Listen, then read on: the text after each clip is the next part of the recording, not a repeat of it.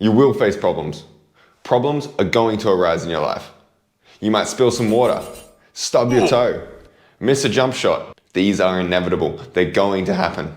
Elon Musk, one of the richest men in the world, he has problems. A man locked inside a cell, in jail, he has problems. It doesn't matter the spectrum of which your life is, you will face problems. And sometimes finding a solution can be rather difficult.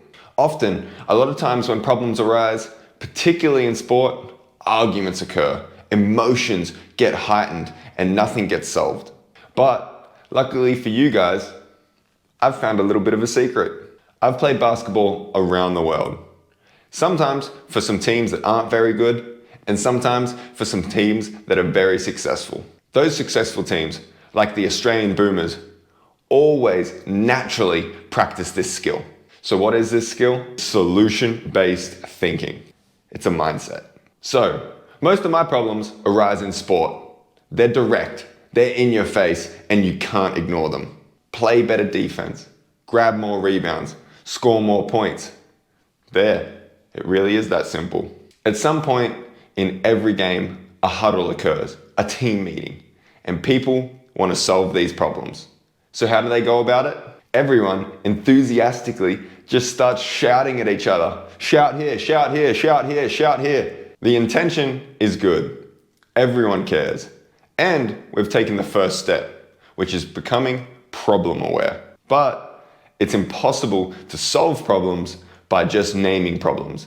And this is often what occurs. By naming problem after problem, it can quickly become overwhelming. Last week, this happened to my team in Germany.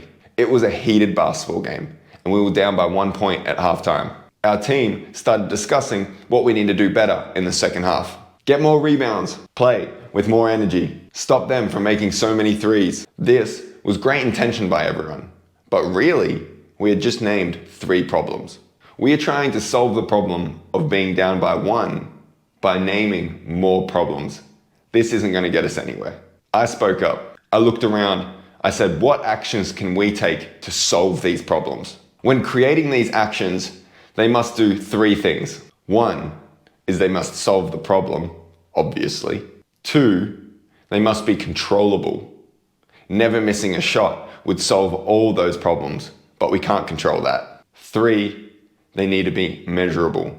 We need a way to track, hold accountable, and review to see if they work or not. Now, I'm not going to reveal our team's secrets and the actions that we decided to take, but we ended up winning the game by 11 points. There were definitely many reasons of why we went on to win the game. But do you think that having solution-based conversations helped? I for sure do. Let's break down what happened. So we have 2 types of thinking.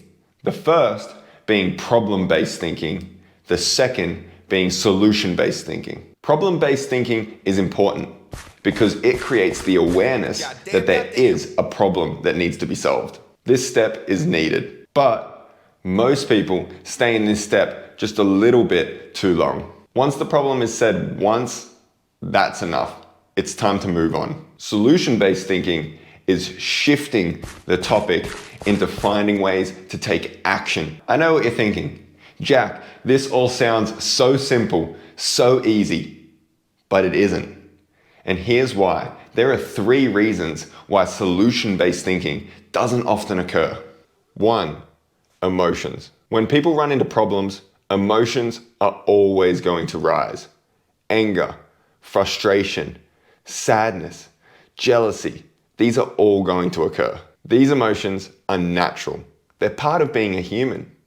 But at times, they become overwhelming quickly. These emotions also change the chemistry of our brain, and they shut off our prefrontal cortex. This is the part of the brain that's used for critical thinking, creating solutions. Once our emotions rise and our prefrontal cortex cuts out, we become no different than a bunch of dogs barking as the neighbor walks by because they're in our personal space. But are dogs trying to find a solution? Not really. They just bark and yell and yap and nothing changes. So how can you fix this? Well, this wouldn't be a very good video when I bring up a problem without talking about an actionable solution. So let's talk about how to regulate your emotions. In the heat of the battle, in the intensity of the moment, when the problem has punched you in the face, the emotions rise, and we have to take a moment to breathe, create that awareness, check in with ourselves, and we're going to do that right now together. What we're going to do here is a little breathing technique that Andrew Huberman has popularized with his podcast, and I absolutely love. It's really just a sigh, and all animals do it when they're under stress. Okay, let's give it a go together. We're going to take one large breath, as big as we can, and then we're quickly going to inhale again a short breath to completely fill up our lungs. Once that's done, we're going to slowly exhale through the mouth. And we can do this as many times as we need. This has been proven to regulate our nervous system and give us some control back over our body. This tool can be used whenever we feel ourselves getting a little stressed, a little overwhelmed, and it's practical for elite performance, for critical thinking, and for whenever you need, just take a little moment to calm back down. So the next time you feel your emotions starting to become rampant, take control of your body, bring that awareness in, and bring it back down with a nice long breath. You've got this. 2, you can be unaware of a solution. Any basketball fan in the world will know that their team should grab more rebounds, but not many know the intricacies that go into the accumulation effect of what it takes to consistently grab rebounds as a team. In this case, it doesn't matter if you go into solution-based thinking. You're not going to be able to come up with a solution to the problem you've got because the knowledge isn't there. The solution to this problem is simple. You need to study. If the problem you're facing continues to rise, start to do some pre-work research. Spend some hours learning your craft. If you're facing a fresh problem and you can afford to take a little bit of a break, take it and go do some research. These problems that we run into create a situation where we sometimes need to build more knowledge, build our skill, and facing this problem with a solution mindset creates that 2.0 version of you. It helps you become a better, more fulfilled person that's increasing knowledge and increasing skill. But it requires research and knowledge gathering. So the next time you're facing a problem, ask, do I have the sufficient knowledge or skill set to solve this problem? And if not, how can I acquire that? I promise this will lead you to a better place than continuing to just name problem after problem after problem. The third problem that arises when we're trying to create a solution-based conversation. We know the answer and expect others around us to know the answer too, but they don't. Let me give you an example. A child, he trips over because his shoe is untied. You, as the responsible adult you are, tell him, hey, tie up your shoe. The little boy doesn't tie up his shoe, and he trips over again to graze his knee. Without really thinking about it, you get mad, you get frustrated, and you yell at him, hey, I told you to tie up your shoe. The child simply starts to cry. Also, frustrated, angry, emotions high. The problem is simple. He doesn't know how to tie up his shoe, and you expected him to know. In this case, you were trying to fix a problem by giving another problem. Frustration arises for everyone involved at this point. It can become a messy situation quickly, but here's how you can solve it. Make solutions as simple as possible. Explain it so a 5-year-old can understand. In this case, we're going to break down the steps simply.